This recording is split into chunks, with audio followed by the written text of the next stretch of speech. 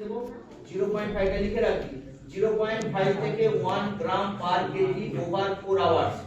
1 gram per kg over 4 hours at the end আমি furosemide Dev at the and ফ্লুসেমাইড দেব ঠিক আছে আরেকবার বলছি কি পড়াচ্ছি আমি ইডিমা যার উইথ হাইপোভলিমিয়া হাইপোভলিমিয়া কি করে বুঝবো হয়েছে হাইপোভলিমিয়া আছে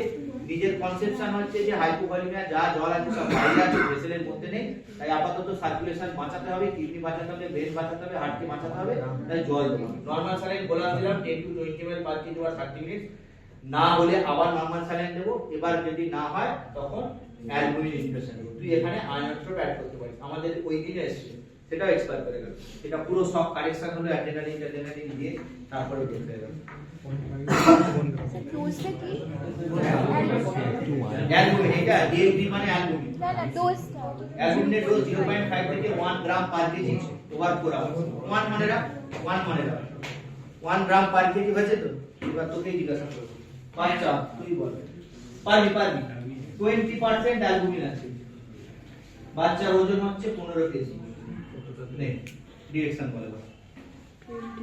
তুই তো পড়ে ফেলেছিস আর তোর ডোজ তোর সামনে আছে এবার তোকে ডিরেকশন দিতে হবে সামনের বছর এখনই বল